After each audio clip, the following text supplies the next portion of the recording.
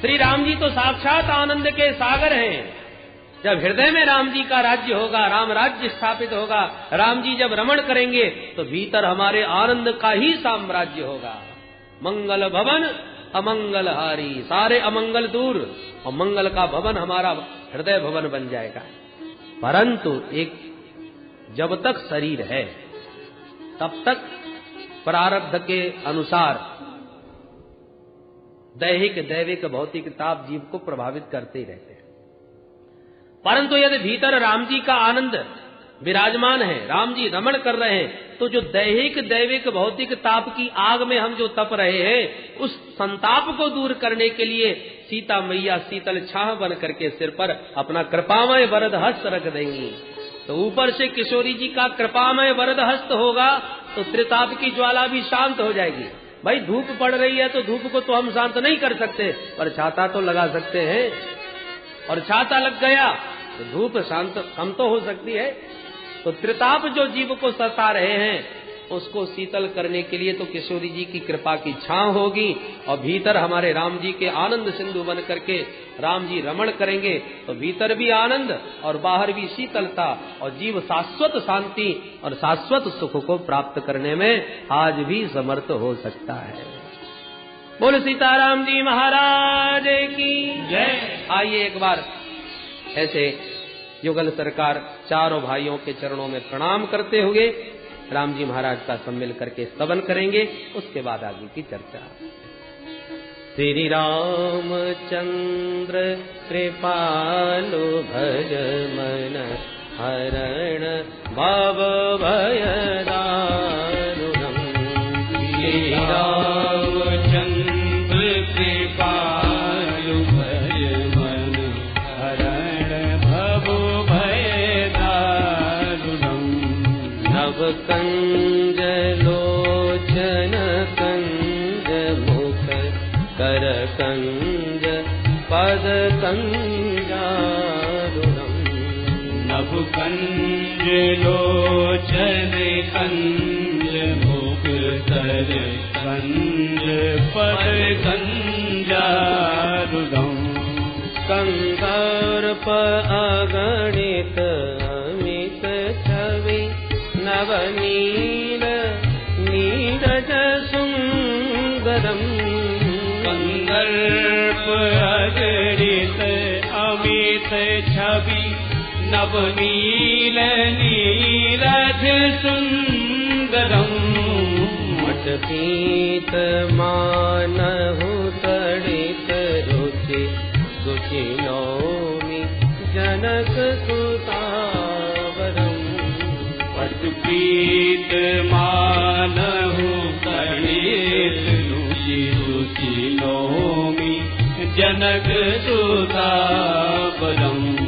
भजो दीन बंधु दीनेश दानव दैत्य वंश निकंदनम्।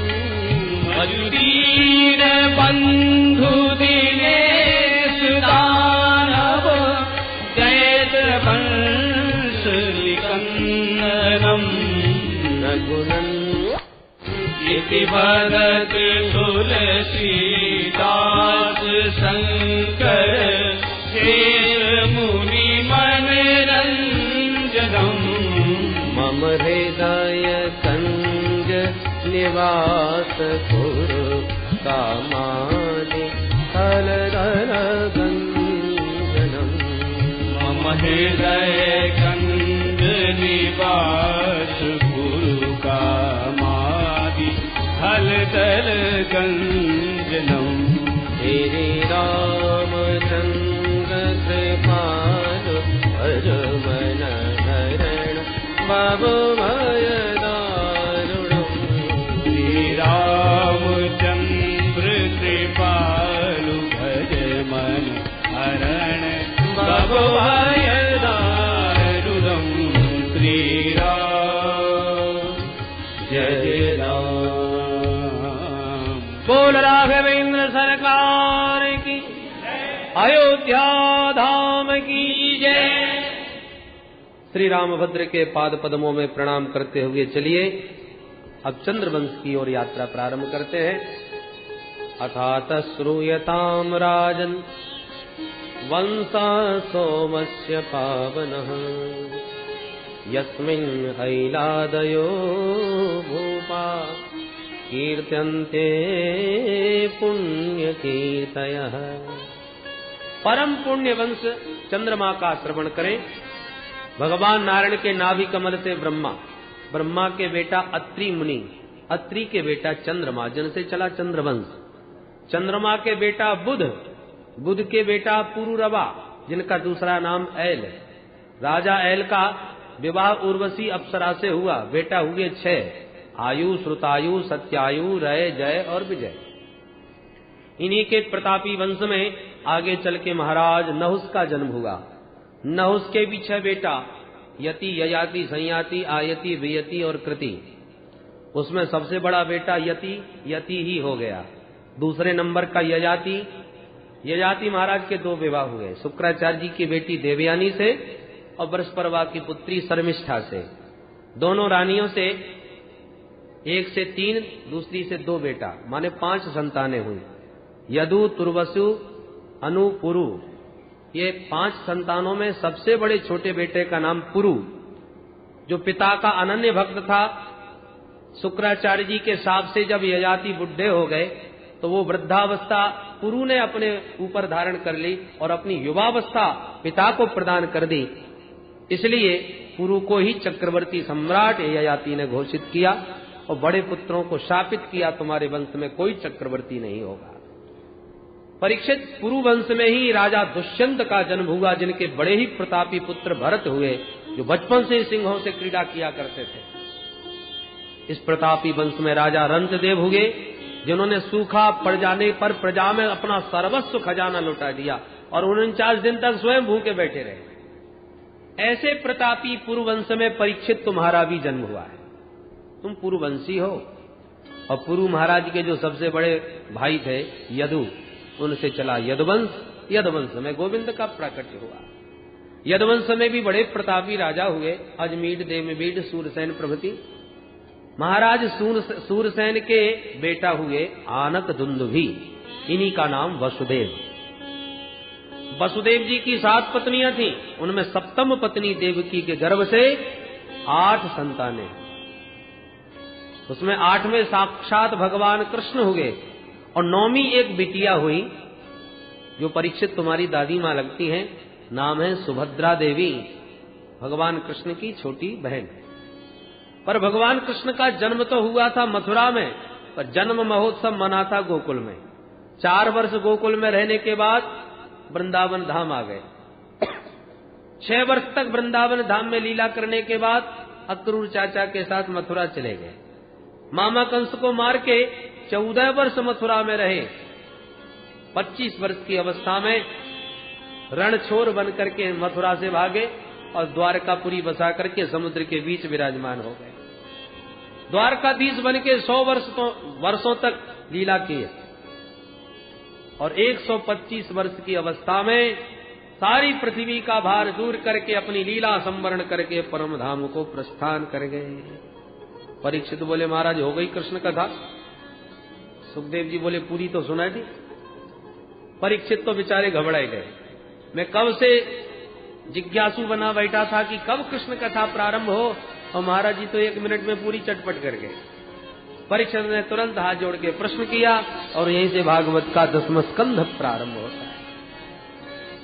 कथितो वंश विस्तारो भवतः सोम सूर्ययो राज्ञां चोभयवंश्यानां चरितं परमाद्भुतम् यदोश्य धर्मशीलस्य नितरां मुनिसत्तमा तत्रांसेनावतीर्णस्य विष्णोर्यवीर्याणि संसनः।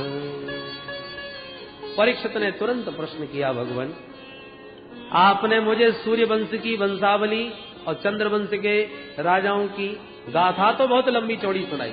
उसके वो हुए, उसके वो हुए, तमाम सूर्य चंद्र वंश की परंपरा आपने लंबी चौड़ी गिनाई सुनाई, परंतु जब मेरे प्यारे प्रभु की चर्चा आई तब इतनी जल्दी चटपट कैसे कर गए आप, जिनके लिए मैं कितना उतावला बैठा हूं। मैं जानना चाहता हूं कि परम धर्मशील महाराज यदु के वंश में मेरे प्रभु का प्राकट्य अपने अंशों के साथ कैसे हुआ। मैं ये भी जानना चाहता हूं महाराज, जिज्ञासाएं तो बहुत हैं। मैं जानता हूं कि श्री कृष्ण कथा भवरोग की मीठी दवा है। दवाइयां कई प्रकार की होती हैं। एलोपैथिक का भरोसा नहीं, कब कौन सी दूसरी बीमारी पैदा कर दे। आयुर्वेदिक है तो बहुत बढ़िया, पर मुंह बहुत कड़वा कर देती है। और सबसे बढ़िया मीठी दवा है होम्योपैथिक। 2-2 गोली 2-2 घंटे में चूसते जाओ, मुंह मीठा होता जाए, बीमारी जड़ से मिटती जाए। तो ऐसे ही कृष्ण कथा की जो औषधि है वो भवरोग की मीठी दवा है। योगाभ्यास करते करते थोड़ी गड़बड़ हो गई तो गिर भी सकते हैं। ज्ञान में ज्ञानाभिमान का डर है, पर भक्ति रस जो है वो इतना मीठा है, ये होम्योपैथिक दवा है। मीठी मीठी दवा, गोविंद के चरण कमलों का ध्यान करते जाओ, उनकी रूप सुधा का पान करते जाओ, और जन्म मरण की बीमारी, भवरोग की बीमारी जड़ से मिटाते जाओ। निवर्ततरसैरुपगीयमानात् भवौ सदा श्रोत्र मनोभिराम। ये दवा भी कोई ऐसे वैसे वैद्य ने नहीं बनाई। निवर्ततरसई, परम निवृत्ति परायण परमहंसाचार सुखदेव जी के द्वारा बनी हुई ये मीठी दवा है। श्रोत्र मनोभिरामात, सुनने में बड़ी मीठी, और भवौषधात्, भवरोग क्या है? पुनरपि जननम पुनरपि मरण। ये जन्म मरण रूपी भवरोग है, इसको मिटाने की बहुत मीठी दवा सुखदेव जैसे परमहंसों के द्वारा बनाई हुई है। और ऐसी मीठी दवा को भला कौन पीना नहीं चाहेगा। जन्म मरण का भयंकर रोग सता रहा है, मीठी दवा भी संतों ने बना दी, और फिर भी उस औषधि का पान न करे, मेरी दृष्टि से तो वो सबसे बड़ा आत्मघाती है, कसाई है पूरा। बोलो जय श्री कृष्ण। परीक्षित कहते हैं भगवान केवल भवरोग की मीठी दवा मात्र है, इसलिए मैं कृष्ण कथा नहीं सुन रहा। तो बोले मेरे पूर्वज पितामहों को मेरे प्रभु ने अपनी कृपामयी नौका में बैठा करके कौरव सैन्य सागर से पार लगाया था। कौरवों का सेना सागर कोई साधारण नहीं था, कोई तालाब कुआ बावड़ी नहीं था। इतना विशाल समुद्र था कौरवों की सेना का, जिसमें पितामह भीष्म और द्रोणाचार्य जैसे मगरमच्छ, तिमी तिमिंगल मछलियां घूम रही हैं, जो कई योजन की लंबी चौड़ाई उनकी होती है। बड़े बड़े जहाजों को भी जो उठा के पलट गिरा देती है। ऐसे मगरमच्छों से भरा हुआ कौरव सैन्य सागर मेरे प्रभु ने अपनी कृपामयी नौका में मेरे पितामहों को बैठा करके ऐसे पार लगा दिया जैसे बछड़े के गड्ढे को पार करने में कोई कठिनाई नहीं होती। पितामहा में समरे मरंजय देवव्रताद्या तिरसैस्तिमिंगिलैः दुरत्ययम् कौरव सैन्य सागरम् कृत्वा तरन् वत्सपदम् स्म यत्प्लवा। श्री सुखदेव जी बोले परीक्षित, ये तो तुम्हारे दादाजी का संबंध है, तुम्हारा क्या संबंध? परीक्षित बोले महाराज उन्हीं की कृपा से आज आपके सामने बैठा हूं, नहीं तो जन्म लेने से पहले ही मैं तो मर चुका था।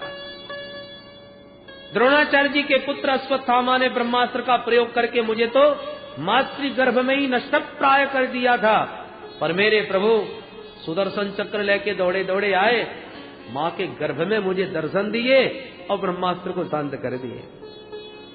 द्रोण्यस्त विप्लुष्टमिदं मदंगम संतान बीजम कुरु पांडवानां जुगोपकुक्षिं गत आत्तचक्रो मातुश्च मे यह शरणं गताया। ध्यान रहे, प्रथम स्कंद में जब चर्चा कर रहे थे श्री सूत जी महाराज परीक्षित के जन्म की, तो उन्होंने कहा गदा लेकर के भगवान गए, और परीक्षित कह रहे हैं भगवान सुदर्शन चक्र लेके आए।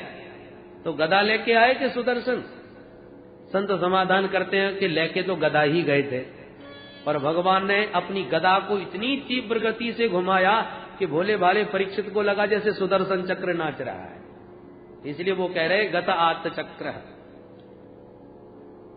परीक्षित कहते हैं भगवान वो मेरे जीवन दाता है, और जीवन दाता से बड़ा संबंध और क्या हो सकता है? बहुत सारी जिज्ञासाएं मेरे मन में, कहां तक आपसे पूछूं महाराज। मैं जानना चाहता हूं कि मां शब्द में कितना ममत्व होता है, कितना प्यारा शब्द है मां। पर जिसके नाम में ही दो दो मां हो, मामा, तो मामा तो बहुत प्यारे होते हैं, फिर भगवान ने अपने मामा जी को क्यों मार डाला? मैं ये भी जानना चाहता हूं कि श्री दाऊ जी महाराज देवकी मां के सप्तम पुत्र थे और रोहिणी मैया के भी बेटा थे, तो एक दाऊ जी दो दो माताओं के बेटा कैसे हो गए? देखिए महाराज, आप मेरे भूख प्यास की बिल्कुल चिंता न करना। 4 दिन हो गए पर मुझे पता नहीं चला कि कितना समय बीत गया, क्योंकि आपके श्रीमुख से जो भगवत चरित्र प्रवाहित हो रहे हैं, इस चरितामृत को पान करने के बाद भूख प्यास का पता ही नहीं चलता। नहीं साधि दुस्साह क्षुण्मा त्यक्तो दमपि बाधते पिबंतम सन्मुखाम्भोज श्रुतम हरि कथामृतम। सुखदेव जी गदगद हो गए। नारायण नारायण नारायण नारायण नारायण नारायण राम नारायण नारायण नारायण राम नारायण नारायण नारायण कृष्ण नारायण नारायण नारायण कृष्ण नारायण नारायण नारायण श्रीमन नारायण नारायण नारायण श्रीमन नारायण नारायण नारायण। ओ लक्ष्मी नारायण भगवान की जय। भगवान की मंगलमयी कथा से 3 का कल्याण होता है। किस किस का? वक्तारम प्रक्षकम श्रोत्रीन तत्पाद सलिलम यथा। जो भगवान की मधुर कथा का गान करता है उस वक्ता का परम कल्याण। भगवान के चरित्रों के बारे में जो प्रश्न करता है उस प्रश्नकर्ता का कल्याण। और एक पूछ रहा है, दूसरा बता रहा है, इन दोनों के संवाद को जितने लोग सुनते हैं उन समस्त श्रोताओं का परम कल्याण। इस प्रकार तत्पाद सलिलम यथा, जैसे भगवान शालिग्राम का चरणामृत जो अभिषेक करे ठाकुर जी का, उसका कल्याण। जो भगवान का चरणामृत लेकर के वितरण करे उसका कल्याण। और चरणामृत जितने लोग पिए उन सबका कल्याण। अभिषेक करने वाला एक, बांटने वाला एक, पर पीने वाले अनेक। ऐसी पूछने वाला एक, कहने वाला एक, पर सुनने वाले अनेक। सबका कल्याण होता है भगवान के कथामृत से। इसलिए परीक्षित, ये प्रश्न करके तुमने अपना ही नहीं हमारा भी कल्याण कर दिया। पहला कल्याण तो वक्ता का ही है, वक्तारम। इसलिए सुखदेव जी अब गदगद होकर सुनाते हैं। परीक्षित ध्यान से सुनो। जब इस धरातल पर कंस और जरासंध जैसे तमाम राजा, बड़े बड़े राक्षसी उनके भीतर प्रविष्ट होकर के पापाचरण कराने लगे, तो पृथ्वी पापियों से पीड़ित होकर समस्त देवताओं के साथ मिलकर ब्रह्मा जी के संग भगवान की आराधना करने लगे। सबने प्रभु की आराधना करी तो ब्रह्मा जी के हृदय में प्रभु का आदेश हुआ, और वो आदेश ब्रह्मा जी ने सब देवताओं को सुना दिया। सुनो सुनो, प्रभु की आज्ञा हो गई। क्या आज्ञा हुई है महाराज? बोले वसुदेव गृहे साक्षात भगवान पुरुष परः जनिष्यते तत्प्रियार्थम संभवन्तु सुरस्त्रियः। भगवान वासुदेव का प्राकट्य बहुत जल्दी होने वाला है। कहाँ? बोले वसुदेव जी के घर में। वसुदेव गृहे, वसुदेव जी के घर में आए थे क्या भगवान? वो तो जेल खाने में आए मामा कंस के। तो गृह का मतलब न गृहम गृह मित्याहु गृहिणी गृह मुच्यते। ईंट पत्थरों के मकान को घर नहीं कहते, गृहिणी को घर कहते हैं। वसुदेव गृह माने वसुदेव पत्नियां। वसुदेव की पत्नी देवकी के गर्भ से प्रभु का प्राकट्य होने वाला है, इसलिए तुम लोग भी जल्दी चलो मथुरा मंडल में। मथुरा में आएंगे प्रभु। तो सरकार हम अकेले ही चले? बोले नहीं नहीं, अकेले नहीं। संभवन्तु सुरस्त्रिय, अपनी अपनी देवियों को भी साथ में ले जाओ। ये क्या करेंगी महाराज वहां जाके? ब्रह्मा जी बोले भगवान भी अकेले नहीं आ रहे। जनिष्यते तत्प्रियार्थम, तत्प्रिया श्री राधा, भगवान की आह्लादनी शक्ति राधा रानी भी वृषभानुनंदनी बन के बरसाने में आ रही हैं, इसलिए तुम भी अपनी देवियों को लेके चलो उनकी सेवा करने के लिए। तब तो देवी देवता विमुग्ध हो गए और विविध रूपों में मथुरा मंडल में देवी देवताओं का अवतार होने लगा। मथुरा मोक्षदायिनी परम पावनपुरी, मथुरा भगवान यत्र नित्यम सन्निहितो हरिः। मथुरा में भगवान का नित्य निवास है। बहुत ही धर्मात्मा राजा है यहाँ के, नाम है महाराज उग्रसेन, और इनका बेटा हो गया कंस। कस हिंसायाम धातु से कंस शब्द बना, माने हिंसा में ही जिसकी स्वाभाविक अभिरुचि हो, मार काट झगड़ा जिसे बेहद पसंद हो, वो कंस। इतना क्रूर प्रकृति का कि एक बार तो अपने पिताजी को ही उठा के जेल में पट गया है और मथुरा की गद्दी हठात अपने बस में कर ली, उसका आधिपत्य ग्रहण कर लिया। एक बार इस कंस की दृष्टि अपने चाचा देवक महाराज की बेटी देवकी के ऊपर पड़ी, चचेरी बहन। देखा कि हमारी बहन सयानी हो गई है, तो चलो इसका संबंध किया जाए। तो वसुदेव जी महाराज से संबंध पक्का करे आया। बैंड बाजे के साथ धूमधाम से बारात लेके वसुदेव जी आए, हर्षोल्लास पूर्वक विवाह भी कर दिया। और कंस ने विचार किया आजकल हमारी कुछ छवि बिगड़ रही है, लोग हमें बड़ा क्रूर निर्दयी दुष्ट समझते हैं, इसलिए कुछ ऐसा नाटक किया जाए कि लोग हमको दयालु भी समझें। तो इसने नाटक रचाया। अपनी बहन के विवाह में विदाई करते समय आंखों से आंसू टपकाने लगा। मैं अपनी बहन का रथ स्वयं अपने हाथों से हाँकूंगा। प्रजा देख देख के गदगद हो गई। अरे महाराज को हम जितना क्रूर समझते थे ऐसे नहीं है, हृदय के बड़े कोमल हैं, देखो देखो कितने भावुक हो रहे हैं। और देवताओं की धड़कन तेज हो गई। ये तो बड़ा नाटकी है। प्रजा पर इसने दिखाओ अपना प्रभाव छोड़ ही दिया, लोग इसे सज्जन समझने लगे। और देवकी माँ तो इससे कितनी भावुक होकर के मिल रही हैं। यदि माँ देवकी भी इसके रहस्य को नहीं समझ पाई, इसकी क्रूरता को नहीं समझ पाई, तो देवकी नंदन प्रभु फिर इसे मारेंगे कैसे? ये देवकी माँ का कृपा पात्र बना रहा कंस, तो देवकी नंदन कैसे मार पाएंगे? इसलिए इसका असली चेहरा समाज के सामने प्रकट करना चाहिए। इसलिए देवताओं ने आकाशवाणी कर दी, अस्यास्वामष्टमो गर्भो हंतायाम बहसे बुध।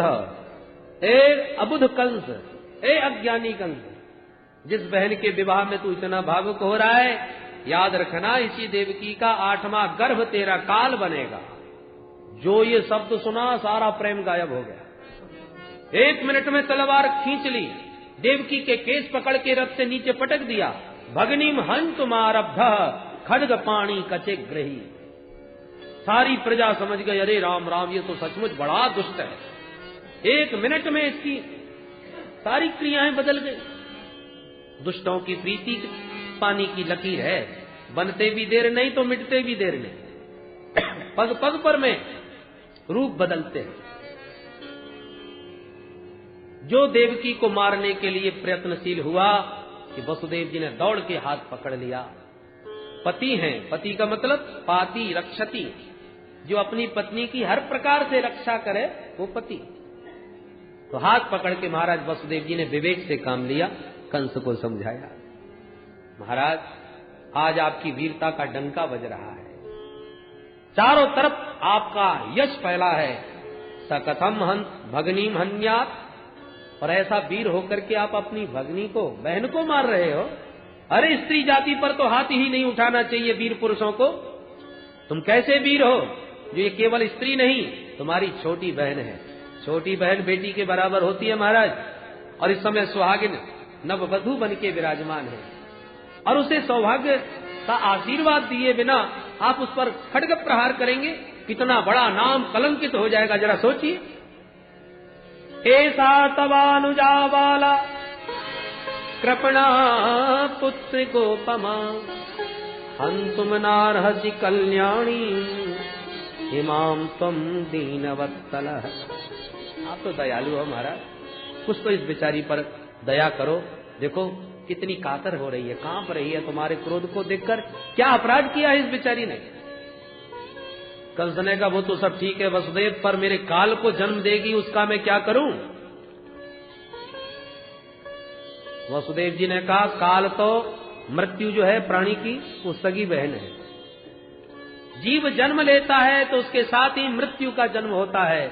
कब कहां कैसे मरना है सब सुनिश्चित है महाराज।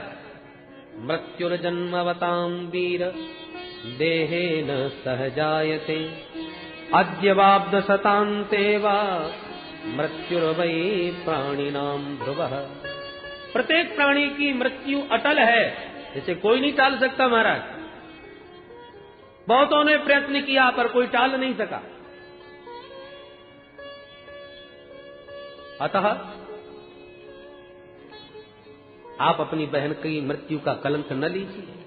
कंस ने कहा ये सब बकवास मुझे पसंद नहीं। अब विवेक से काम लिया वसुदेव जी ने कि कुछ करना पड़ेगा और इस समय इस काल को जितना हो सके टालने का प्रयत्न करें। तुरंत बोले अच्छा ठीक है, तुम्हें यदि देवकी के पुत्रों से भय लग रहा है तो मैं वसुदेव आपको वचन देता हूं महाराज, पुत्रान समर्पयिष्येस्या यतस्ते भयमुत्थितम्। देवकी के समस्त पुत्र मैं तुम्हें सौंप दूंगा। तुम्हें पुत्रों से भय है तो तुम्हें जो दिखाए सो करना। कंस को ये बात कुछ समझ में आ गई, मेरी बहन है, विवाह बेला में तमाम लोगों के बीच मारना उचित नहीं होगा। चलो ठीक है वसुदेव, तुम्हारा वचन है तो मैं भी छोड़ रहा हूं, पर 8 जितने भी बालक हों मुझे सौंपने होंगे। मुझे स्वीकार है महाराज। दोनों दंपतियों को बंदी गृह में डाल दिया। मृत्यु जब सामने उपस्थित हो तो विवेकशील पुरुष को चाहिए जितना हो सके जैसे उसे टालने का प्रयास करें। उस वक्त वसुदेव जी ने वही किया। अरे 8 बच्चे होंगे तब होंगे भी कि नहीं होंगे, हो भी गए तो 8 बच्चों के होने तक ये जिंदा रहेगा भी कि नहीं रहेगा। भविष्य के गर्त में है सब, तो वर्तमान मृत्यु को तो टालो। इसलिए वसुदेव जी ने विवेक पूर्वक कंस को समझा करके उस देवकी की मृत्यु को टाल दिया। विवेक से काम लेकर बंदी गृह स्वीकार कर लिया। कालांतर में प्रथम पुत्र हुआ कीर्तिमान, उसे लाके वसुदेव जी ने अपने हाथों से कंस को दिया। कंस खुश हो गया, भाई तुम वचन के धनी हो, मान गए हम वसुदेव, ले जाओ इसे वापस। प्रतियातु कुमारोयम, इससे मुझे कोई डर नहीं है, इसलिए इसे वापस ले जा सकते हो। वसुदेव जी वापस लौटे ही थे कि देवर्षि नारद पहुंच गए और कमल का पुष्प दिखा करके बोले राजन जरा बताइए इसमें 8वीं पंखुड़ी कौन सी है। अब एक एक करके अलग अलग गिनवाई 8 को, तो 8वीं हो गई। बात को समझ में आ रही है? हाँ गुरुदेव समझ गए आप क्या कहना चाहते हैं। पहला भी 8वां हो सकता है, 8वां भी पहला हो सकता है। ठीक कहा आपने, रिस्क नहीं लेना चाहिए। बुलाओ वसुदेव जी को। और तुरंत मूर्ख और शंख दूसरों के भूखने से ही बजते। 1 मिनट में वसुदेव जी को दोबारा बुला लिया और बालक का पैर पकड़ के घुमा के पटक दिया। और इसी प्रकार से कंस के हाथों 6 पुत्रों की हत्या हुई देवकी के। अब 7म गर्भ में साक्षात भगवान शेष पधारे। भगवान ने योग माया को बुला के कहा देवी एक काम करो, क्या किसी संकर्षण का आकर्षण करके, शेष जी का आकर्षण करके देवकी के गर्भ से रोहिणी के गर्भ में पहुंचा दो। तुम यशोदा की पुत्री बन के पहुंचो, मैं देवकी का 8म पुत्र बन के आ रहा हूं। कंस तुम्हें साधारण कन्या समझ के मारने का उद्यम करेगा, तुम अष्टभुजी बन के प्रकट हो जाना, फिर देखो तुम्हारी कितनी पूजा होती है। दुर्गा मैया, चंडिका मैया, शारदा मैया, अंबिका मैया, कात्यायनी मैया, अनेकों मैया बन करके घर घर में पूजोगी और वर्ष में 2-2 बार नव दुर्गाओं में 9-9 दिन तक तुम्हारी ही जय जयकार बुलेगी। 9 दिन तक 2 बार तो प्रकट रूप में और 2 बार गुप्त रूप में तुम्हारी ही जय जयकार जगत में व्याप्त हो गई। योग माया प्रसन्न हो गई भगवान का यह वचन पाकर, और वही किया जो प्रभु ने आदेश दिया। कंस को भ्रांति हो गई कि देवकी के सप्तम गर्भ का पतन हो गया। अब अष्टम गर्भ में भगवान पधारे तो देवकी मां का मुख कमल बड़ा ही जगमगाने लगा। इतना तेज मुखमंडल पर कि बंदी ग्रह का अंधेरा ही दूर हो गया।